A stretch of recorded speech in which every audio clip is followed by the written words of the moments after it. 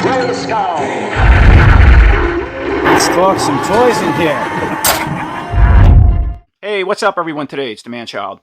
Alright, so today for review, we're going to take a look at the new Masters Universe Origins Turtles of Grayskull Super Shredder. So yeah, once again we get Shredder, but now he's mutated, which is probably my favorite part of the Turtles of Grayskull series, all the mutated figures. And he's a Walmart exclusive, so start checking in Walmart stores now. So obviously he comes in the standard box that a lot of these mutated figures seem to be coming in, but you know, you have some different designs as far as the snakes and art. So yeah, we have the snakes, but still a sewer with the ooze dripping out, and then up top you got the exploding Turtles of Grayskull logo. And again, more snakes. You're seeing this with the newer figures coming along because they're getting involved in what they call the Reptile Wars. And here's a look at the art on the back of Shredder's packaging. So yeah, we have Super Shredder coming out of the news pit. Of course, we have Raphael and Leonardo getting ready to fight him. You got a pair of stairs on the left-hand side going all the way up with the mutated King Hiss all the way at the top, obviously. And you also notice the Foot Clan soldiers. Now, the King Hiss will also be a Walmart exclusive, I believe. And you'll be able to build a Foot Clan soldier out of him with the parts that you get in the box. And then dropping down to the bottom half, here's a quick look at the bio for Shredder. You want to pause and read that. And then they show some picture illustrations of the dagger. So it says, put dagger of Serpos into hand. And you can also build the slithering sorcerer staff. And then all the way over to the right-hand side is the logo for the Reptile Wars. And here's a look at the art on the left-hand side of the box, looking in from the window. And then, of course, here's the art on the right-hand side of the box. Okay, and before we take a look at Super Shredder and all his accessories, he also comes with one of these collector cards, like all the box figures come with, so they don't come with comics. So you got some really cool art on the front, something very similar to what's on the box.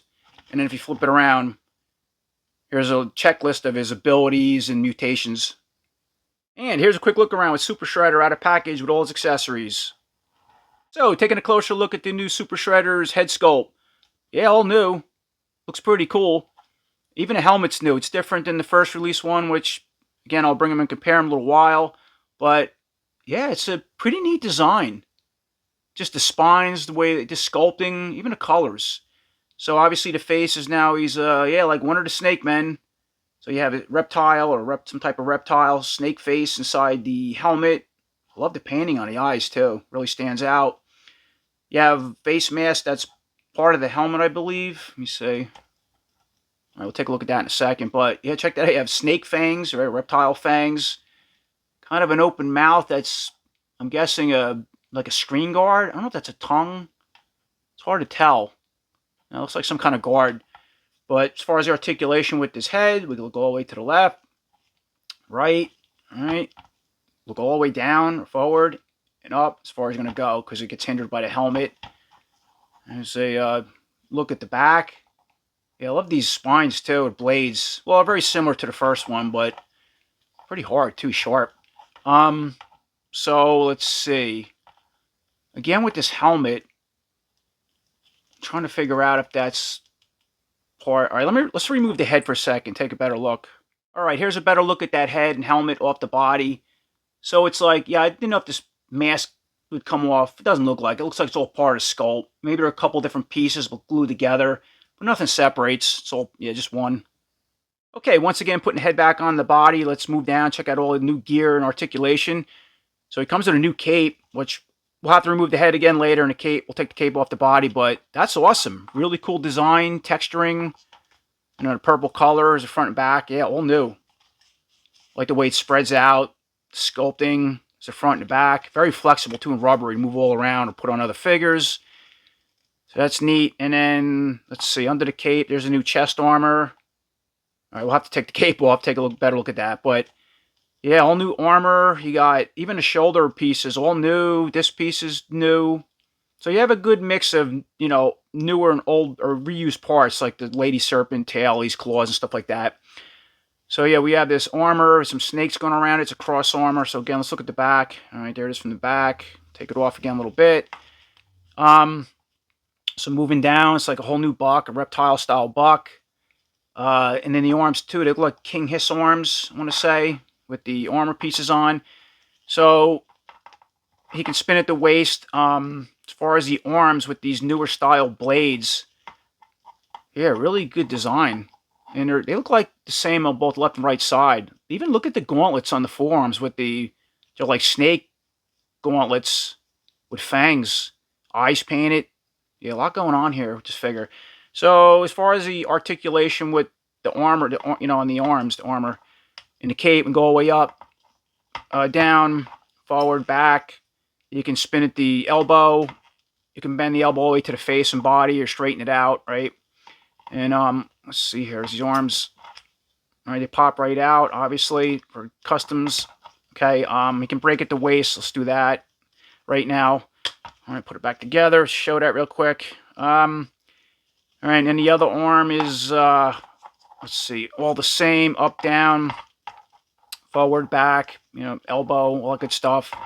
Spin at the elbow. Now, these things, too, sometimes they catch you can see that, will catch the cape, and it hinders the arm, but you just move it out of the way and go up and down with it. It's very limited. Yeah, I'm trying to check this out as I'm going along here. So, with the hands, now these are those mutated hands that they already used a couple times with the figures, so that's what he gets again, which are good style type, hand, and they're posed in a semi-open position to grab weapons. Now, the one on the left side, okay, that's in more of an open position, like a pointing hand or something like that, and they can spin. Let me see, go in and out in hinge joint, right? And the left side being a pointing hand is all the same. That's really loose. Yeah, awesome looking armor on the arms. All right, we'll get to that soon. All right, and dropping down, he has like a new style, like a transition loin kind of protector guard. I like that these figures come with that, especially when they're getting these tails, the Lady Slither tail, because it hides, without it. It kind of looks weird, I think. All right, that being said, the front, the back. Okay, did that already. Yeah, again, I'm still trying to go over this figure. Then dropping down, you have the Lady Slither tails already mentioned, which, yeah, they're reusing on a few figures at this point.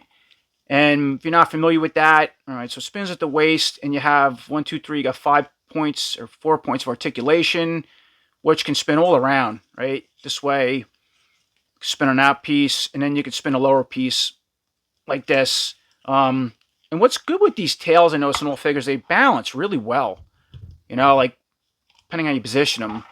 So even if you do that, well, it depends on the figure. So he's heavy that way, but whether you pose it that way or back, it's not something that really falls over easy. It's what I like with these. And then he gets a side type weapon that plugs into the back. We'll get to that soon. Okay, so the next thing I want to do is just break the figure down with all accessories. So we already know what it looks like with the head off. Pops off really easy. Going to take the cape off the body. Now here's a better look at the armor on the body, right? And then to remove it, you're just going to pop that tab. And then we got to break the waist in half, so that's going to come off the body like so. Now there's that loin piece, which we'll take a closer look at soon. That's going to pop right up the tail. And then back to all right, so there's a closer look at the buck in the back. Yeah, all new tooling and sculpting. Even have a snake neck piece that transitions out of the body, painted green. And then with these gauntlets and guards, now they look like, maybe if I got to pull the arm off, has this one. All right, so this one you can work off the shoulder like that. And then the lower one, it looks like it's going to slide down the forearm. Wow, that's pretty tight there. Okay, there we go. And do I have to take the hand off? No.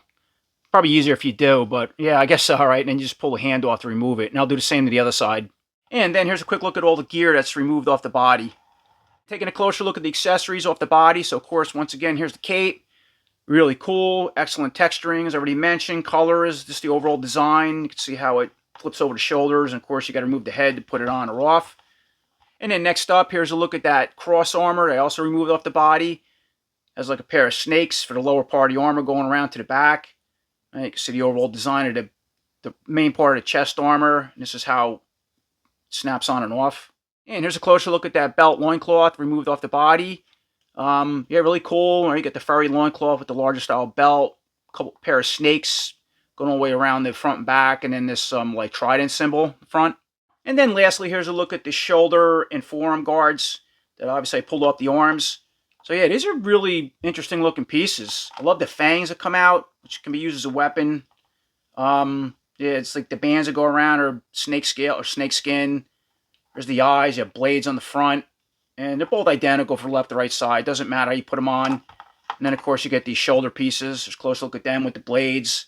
Again, it has, as far as what goes around the arm, like snake, made out of snake skin. And again, the left and right side are exactly the same. Once again, jumping back over to Shredder, all built back up, but without any of the accessories or gear on. That's what he would look like if you didn't want to use it or use them for customs. So front and the back. And yeah, even if you want to leave them like this transition piece for the belt is much better. I'm going to put that back on, snap it together. And there he is, a Shredder with just a belt on, a tail, and the overall look. And again, we're going to plug that weapon in pretty soon. Okay, so moving forward and taking a look at Super Shredder's weapons.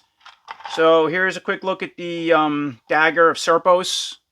Pretty neat, right? Get that. And here's a look at that sorcerer's staff. Has a pair of blades or fangs coming out, snake head and a snake wrapping around a staff. And then when you put these two together, snap them together like that. They call them the Slytherin sorcerer's staff. So that's how you create that. And then once again, you get this piece that snaps onto the back of the tail. That's like a giant blade sai. Pretty cool. And once again, we have Super Shredder all built back up with his parts and accessories on the main body.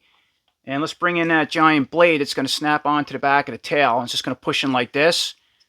And yeah, that again really makes this figure stand out. It's something different with this tail, being they used it a few times on other figures already.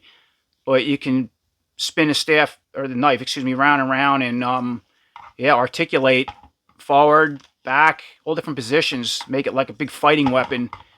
But I'd say, again, with the balance, all right, so if you put him forward, he's going to fall. So you'd have to balance him something like this, and then put this forward, make it work. And then, of course, I put that dagger in the right hand. Just a quick look at that setup. Yeah, and again, the right hand's the only one that can hold weapons. The left side really can't, because it's too far open. It's like more of a pointing hand.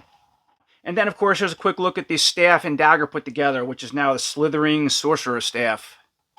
Okay, now checking out a couple comparisons with some of the Turtles of Grayskull figures against the mutated Shredders, as far as size and scale goes.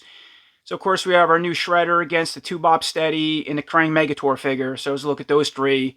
Again, just for size. And, yeah, obviously, Super Shredder's not an oversized figure. It's just a regular, buck as far as aesthetics. And then that, the tail.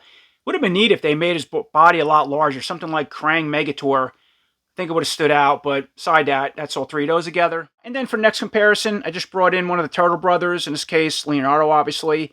As well as Splinter against the Super Shredder. Again, for size and scale. So it's a quick look at all three of those together and had a match up or scale up.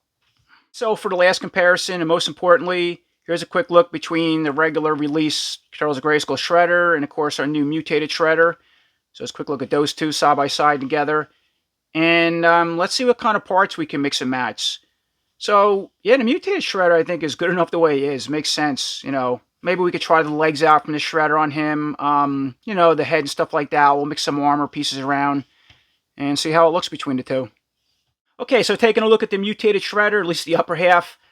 As far as parts mixing, I just put the legs, or lower half, of the regular Shredder on, as you can see.